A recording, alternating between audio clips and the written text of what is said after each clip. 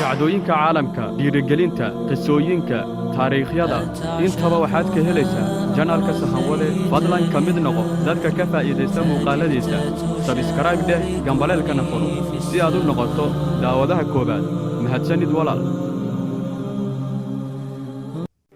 assalaamu calaykum. maxaad ka og tahay nolosha dhabta ah ee xidigaha Bollywoodka kuwa ugu magaca sarreeya iyo waqtiyadii ugu xumaa oo ay noloshooda soo mareen, rafaadkii iyo murugadii soo wajahday kadibna ay ka soo gudbeen caqabadahaas?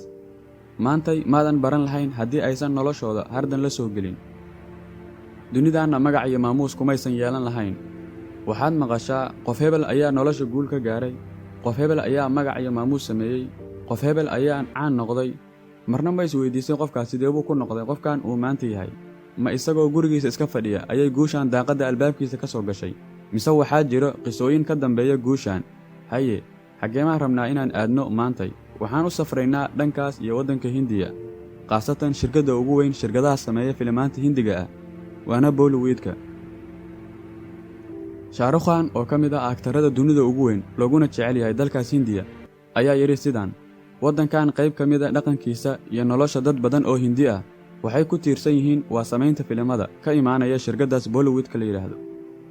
haddaba waxaa jiro aktarro badan oo shirkaddaas ka ah atoorayaal aad iyo aad loo qadariyo, waxaana ka mid a sharukhan, salman khan, amir khan, ajay, akshay kumar, amita, bachan iyo sanjay duud. haddaba waxaan rabnaa raggaas qayb ka mid a inaan maanta soo qaadanno dhibaatooyinkii iyo caqabadihii soo maray noloshooda intay ku guda jireen la dagaalidda nolosha iyo rumaynta hadafka. dadka aad maanta wada arkaysaan dunida oo dhanna wada jeceshahay, sidoo kalena magaca iyo hantidaba leh, shalay waxay ahaayeen inaad ka warqabtid waa loo baahan yahay, waayo qaarkood ayaa taageero u tahay bilowga noloshaada iyo marxaladaha adag ee ku soo wajaha. weligaa ma ilaawaysid, si kastoo aad raaxo u dhex dabaalanaysid, kii soo xasuusta unbaa tahay. haddaba haddii aan soo qaadanno shakhsiga koowaad, waa ninka la yidhaahdo salman khan.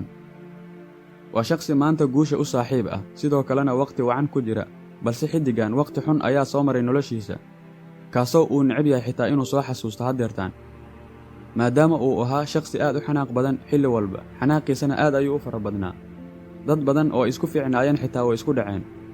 waana midda ugu weyn ee sabab u ah inuu maanta ku waayo xanaaqiisa ashawariya roy bachan, oo ahayd gabar ay aad isku jeclaayeen salman khan. sidoo kale xabsi ayuu galay, mana kala jeclayn haddii uu bannaanka u soo bixi doono iyo haddii kale, balse asxaabtiisa iyo ehelkiisa ayaa ka soo saareen meeshaas. balse maanta waa nin aad u deggan, dabeecaddii horena beddelay, aadna u deggan. markuu soo xasuusto waqtiyadaas aad buu uga shallaayaa. salman khan xitaa waxay isku dhaceen daaragtarayaal fara badan oo isla shaqayn jireen, maadaama uu yahay qof jecel in loo sameeyo waxa uu isagu rabo. waxaa jiro filimo badan oo loo soo bandhigay kuwaasoo uu iska diiday, waxaana ka mid a filimaantaas kalhoonaho oo ah filim dunidoo dhan qabsaday. filimkan markii hore waxaa loo soo bandhigay doorka hoggaamiye salman khan, balse waa iska diiday. waxaana ka faa'iidaystay sharukhan oo dunida wacdare u dhigay, kuna noqday subarstar loo qadariyo dhanka jacaylka.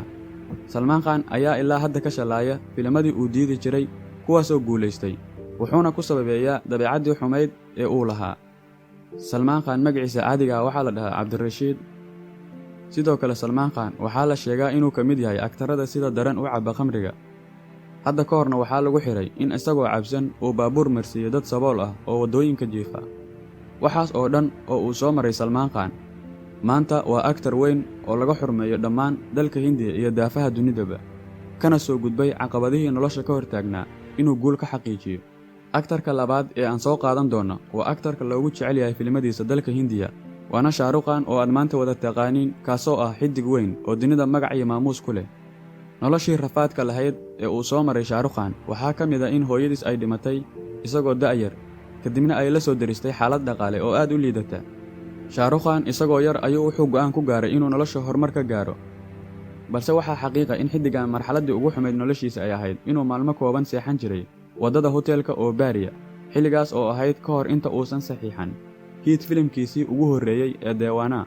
sharukhan ayaa waxaa lagu tiriyaa inuu ka mid yahay aktarada ugu mayalka adag, jecelna inuu guul xaqiijiyo wax walbay ku qaadato.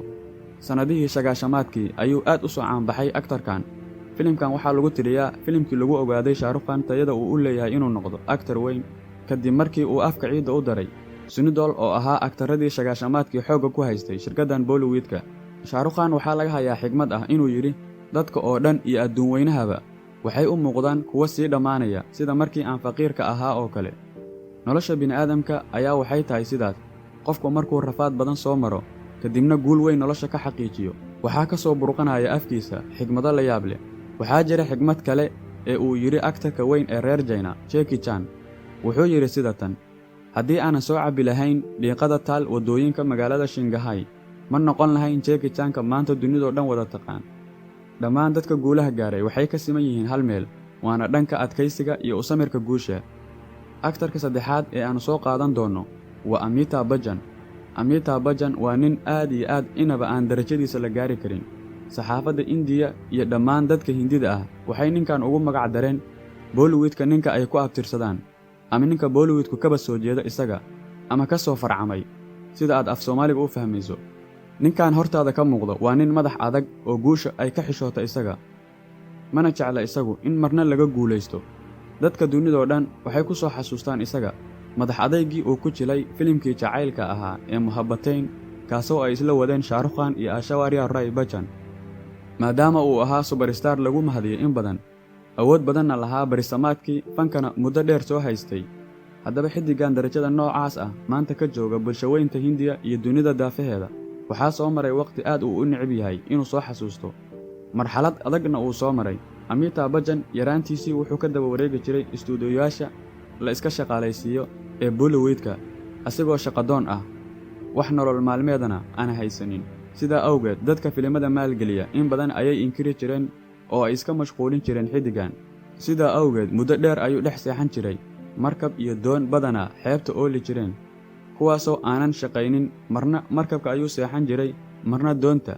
halkaas ayaa guri u ahayd megastarka weyn ee maanta guryihiisa goobo loo dalxiis tago ay yihiin.